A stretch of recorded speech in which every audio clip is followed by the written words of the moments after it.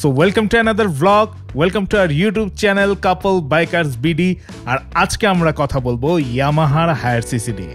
সবার মনে একটা প্রশ্ন, এত হায়ার সিসি আসতেছে, ইয়ামাহা কোথায়? আসলেই সবার মনে এই প্রশ্নটা আসতেই পারে, কারণ বাংলাদেশের মার্কেটে 150 সিসির সেগমেন্টে যদি কোনো কোম্পানি ডমিনেট করে থাকে, তাদের মার্কেটিং পলিসি এবং তাদের বিভিন্ন ইভেন্ট অ্যাক্টিভিটিস সব কিছুতে, সেটা হচ্ছে ইয়ামাহা। সো আজকে আমরা আপনাদের সাথে এটাই ডিসকাস করব যে কোন বাইকগুলো আসতে পারে বাংলাদেশের মার্কেটে এবং সেগুলোর প্রাইস কি রকম হতে পারে। ইয়ামাহার 250 সিসি, 300 সিসি এবং 350 সিসির অনেকগুলো বাইক কিন্তু আন্তর্জাতিক বাজারে রয়েছে। ইয়ামাহার 250 সিসি সেগমেন্টের দিকে যদি তাকাই, তাহলে প্রথমে যে বাইকটার নাম আমার সামনে আসে সেটা হচ্ছে FZ25। এই বাইকটার ইঞ্জিন হচ্ছে 249 সিসির রিয়ার কোল্ড ইঞ্জিন। টুরিং এর জন্য এই বাইকটা খুবই ভালো, এলইডি লাইট রয়েছে এবং সাথে এফআই ইঞ্জিন রয়েছে। এবং এই বাইকটা কিন্তু এফজেড যে সিরিজটা রয়েছে ইয়ামাহার, সেটার আদলে তৈরি করা। এবং তারপরে যদি চলে আসি ইয়ামাহা MT25, যেটা আন্তর্জাতিক বাজারে বলতে গেলে যে কিছু কিছু সিলেক্টিভ মার্কেটেই পাওয়া যায়। সো বাংলাদেশ সেই মার্কেটগুলোর মধ্যে একটা অন্যতম মার্কেট হতে পারে কিনা দেখা যাক যদি লঞ্চ হয়। সো এই বাইকটা হচ্ছে 250 সিসির ইঞ্জিনের লিকুইড কুল একটা বাইক এবং এটার হচ্ছে স্ট্রিট ফাইটার স্টাইলের একটা বাইক এবং ডুয়েল চ্যানেল ABS রয়েছে এটাতে, সাথে এফআই ইঞ্জিন তো রয়েছেই।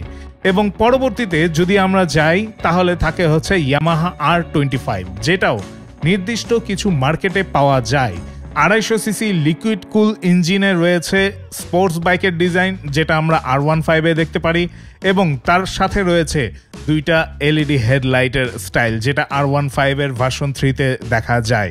এরপর আসে হচ্ছে 300 থেকে 350 সিসির সেগমেন্ট। এই সেগমেন্টে ইয়ামাহার যে বাইকগুলো লাইন আপে রয়েছে সেগুলো হচ্ছে ইয়ামাহা R3। এইটা হচ্ছে অস্থির একটা বাইক, যেটা আমার পার্সোনালি খুব পছন্দ R3, কারণ দেখতে খুবই জোস লাগে এই বাইকটা। এটা হচ্ছে 321 সিসির ইঞ্জিন, একটি লিকুইড কুল এটার সিস্টেম। এটাকে light weight super sports bike বলা হয় এবং এই বাইকটাকে ট্র্যাকের বাইক হিসেবে বলা হয়। তো আমাদের দেশের রাস্তার জন্য আমার মনে হয় না এই বাইকটা সুইটেবল হবে এবং আমার মনে হয় না এই বাইকটা আসতে পারে, কারণ এই বাইকটা যেহেতু ট্র্যাক বাইক। সো বাংলাদেশের রাস্তার যে কন্ডিশন, মাশাল্লাহ মাশাল্লাহ মাশাল্লাহ, এত সুন্দর রাস্তা পৃথিবীর কোথাও আছে নাকি? নাই তো, তাই না?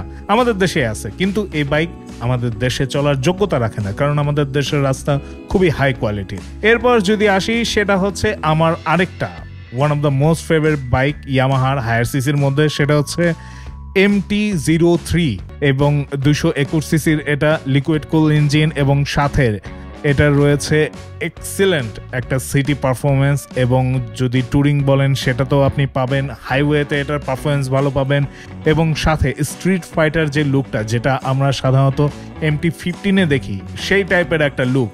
যে নামগুলো আমরা বললাম এই সবগুলো বাইক তারা আনার চেষ্টা করবে, কিন্তু বাংলাদেশের মার্কেট খুবই একটা আনস্টেবল মার্কেট। মানুষের কখন কোনটা পছন্দ হয় তা কিন্তু বলা খুবই মুশকিল। বাট ইয়ামাহা যেভাবে 150 সিসি সেগমেন্টটা ডমিনেট করতেছে বাংলাদেশে, তাদের মার্কেটিং পলিসি, তাদের সার্ভিস কোয়ালিটি এবং তাদের অন্যান্য ইভেন্ট ফ্যাসিলিটি দিয়ে, সেটা দেখে কিন্তু আশা করাই যায় যে এই বাইকগুলো তারা নিয়ে আসতে পারে। বিশেষ করে MT-03 যেটা, সেটার জন্য আমি তো ডেফিনেটলি অপেক্ষা করব। এবার আসি সবচেয়ে বড় জিনিস, যেটা হচ্ছে দাম। কি রকম দাম হতে পারে এইটা নিয়ে যখন আমি রিসার্চ করতে গেলাম তখন একটু হিমশিম খেয়েছি, কারণ বাইরের মার্কেটের যেই দামগুলো হয় বাইকের, সেটা আসলে আমাদের দেশে ওই রকমভাবে হয় না। আমাদের দেশে আসলে বাইকগুলোর দাম প্রায় আকাশ পাতাল ব্যবধান তৈরি হয়ে যায়। এবং বিশেষ করে ইয়ামাহার ক্ষেত্রে এটা কিন্তু অনেকবার দেখা গেছে যে ইয়ামাহা বাইরের যেই প্রাইজে সেল হয় আমাদের দেশে সেই প্রাইজে সেল হয় না।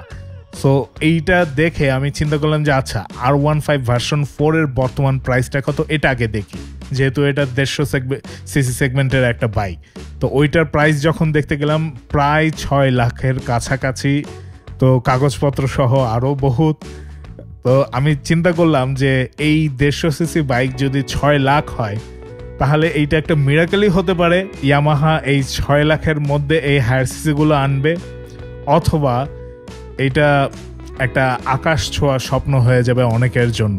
কারণ রিসেন্ট আমরা যদি ইয়ামাহার প্রাইস লাইন আপটা দেখি, তাহলে কিন্তু এটা বলা খুবই টাফ যে আসলে ইয়ামাহার বাইক এসিআই মোটরস খুব কম দামে নিয়ে আসতে পারবে, কিন্তু তারপরও আশা করব বর্তমান হায়ার সিসি সেগমেন্টের যেই কম্পিটিশনটা চলতেছে এবং বিশেষ করে রয়্যাল এনফিল্ড আসার পরে যেই প্রাইস বেস লাইনটা তারা তৈরি করে ফেলছে, এইটা থেকে বের হয়ে এইখানে মানুষের মন ধরার জন্য, মানুষের পকেট ধরার জন্য সবকিছু যদি বিবেচনা করে তাহলে তাদেরকে প্রাইস কমাতেই হবে। আজকের মতো এখানে বিদায় নিচ্ছি। ভালো থাকবেন, সুস্থ থাকবেন। হায়ার সিসি বাইকের আরও আপডেট নিয়ে সামনে অনেকগুলো ভিডিও আসতেছে। কমেন্ট করতে থাকেন, কারণ কমেন্টের বন্যায় ভেসে যাচ্ছে। সো কমেন্ট পড়তেও আমিও সেই কমেন্টে ভেসে যাচ্ছি। তো আজকের মতো এখানে বিদায় নিচ্ছি। এখনও সাবস্ক্রাইব করে না থাকলে সাবস্ক্রাইব করে ফেলুন। ফেসবুকে যদি ফলো না দিয়ে থাকেন কাপল বাইকার্স বিডি, তাহলে ফলো দিয়ে ফেলুন। আমাদের সাথেই থাকুন। কমেন্ট করে জানান কি ভালো লাগলো, কি খারাপ লাগলো, আপনার মতে ইয়ামাহার কোন কোন বাইক আসতে পারে এবং সেগুলোর প্রাইস আসলে কি রকম হতে পারে। আমার মতে সব 6 লাখের উপরেই হবে। সো আপনার মতামত জানিয়ে দিন। আজকের মতো বিদায় নিচ্ছি। আল্লাহ হাফেজ।